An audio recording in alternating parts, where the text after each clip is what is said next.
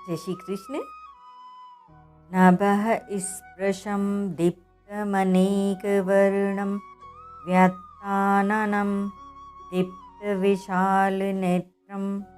दृष्ट्वा हि त्वां प्रव्यथितान्तरात्मा धृतिं न विन्दामि शं च विष्णु।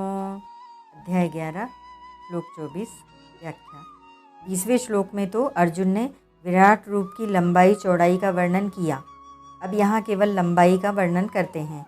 विष्णु, आप साक्षात सर्वव्यापक विष्णु हैं, जिन्होंने पृथ्वी का भार दूर करने के लिए कृष्ण रूप से अवतार लिया है। दीप्त मनेक वर्णम, आपके काले, पीले, श्याम, गौर आदि अनेक वर्ण हैं जो बड़े ही देदीप्यमान हैं। नभः स्पृशम, आपका स्वरूप इतना लंबा है कि वह आकाश को स्पर्श कर रहा है। वायु का गुण होने से स्पर्श वायु का ही होता है, आकाश का नहीं। फिर यहाँ आकाश को स्पर्श करने का तात्पर्य क्या है?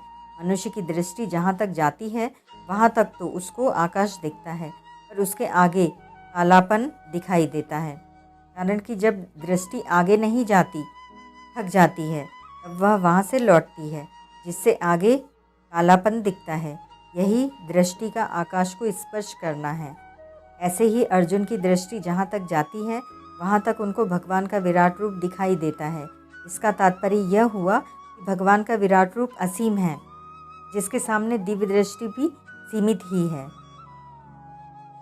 व्यात्ताननम दीप्त विशाल नेत्रम, जैसे कोई भयानक जंतु किसी जंतु को खाने के लिए अपना मुख फैलाता है, ऐसे ही मात्र विश्व को चट करने के लिए आपका मुख फैला हुआ दिख रहा है। आपके नेत्र बड़े ही देदीप्यमान और विशाल दिख रहे हैं। दृष्ट्वा हि त्वां प्रव्यथितान्तरात्मा धृतिं न विन्दामि शं च विष्णु। इस तरह आपको देखकर मैं भीतर से बहुत व्यथित हो रहा हूँ।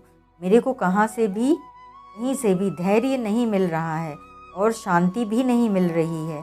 यहाँ एक शंका होती है कि अर्जुन में एक तो खुद की सामर्थ्य है और दूसरी भगवत प्रदत्त सामर्थ्य दिव्य दृष्टि है। फिर भी अर्जुन तो विश्वरूप को देखकर डर गए, पर संजय नहीं डरे। इसमें क्या करना है, क्या कारण है? संतों से ऐसा सुना है कि भीष्म, विदुर, संजय और कुंती, ये चारों भगवान श्री कृष्ण के तत्व को विशेषता से जानने वाले थे। इसीलिए संजय पहले से ही भगवान के तत्व को, उनके प्रभाव को जानते थे, जबकि अर्जुन भगवान के तत्व को उतना नहीं जानते थे। अर्जुन का विमूढ़ भाव, मोह अभी सर्वथा दूर नहीं हुआ था। गीता 11वें अध्याय का 49वां श्लोक। इस विमूढ़ भाव के कारण अर्जुन भयभीत हुए, परंतु संजय भगवान के तत्व को जानते थे, अर्थात उनमें विमूढ़ भाव नहीं था, अतः वे भयभीत नहीं हुए। उपर्युक्त विवेचन से एक बात सिद्ध होती है कि भगवान और मनुष्य महापुरुषों की कृपा विशेष रूप से योग्य मनुष्यों पर होती है, पर इस कृपा को विशेष रूप से योग्य मनुष्य ही जानते हैं। जैसे छोटे बच्चे पर माँ का अधिक स्नेह होता है, पर बड़ा लड़का माँ को जितना जानता है उतना छोटा बच्चा नहीं जानता। ऐसे ही भोले भाले सीधे साधे ब्रजवासी, ग्वालवाल, गोप गोपी और गाय, इन पर भगवान जितना अधिक स्नेह करते हैं उतना स्नेह जीवन मुक्त महापुरुषों पर नहीं करते, परंतु जीवन मुक्त महापुरुष ग्वालबाल आदि की अपेक्षा भगवान को विशेष रूप से जानते हैं। संजय ने विश्वरूप के लिए प्रार्थना भी नहीं की और विश्वरूप को देख लिया, परंतु विश्वरूप देखने के लिए अर्जुन को स्वयं भगवान ने ही उत्कंठित किया और अपना विश्वरूप भी दिखाया। क्योंकि संजय की अपेक्षा भगवान के तत्व को जानने में अर्जुन छोटे थे और भगवान के साथ सखा भाव रखते थे, इसीलिए अर्जुन पर भगवान की कृपा अधिक थी। इस कृपा के कारण अंत में अर्जुन का मोह नष्ट हो गया।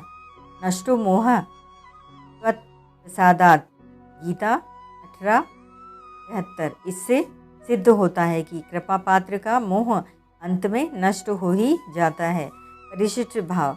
यहाँ आया नभः स्पृशम पद विराट रूप की अनंतता का द्योतक है।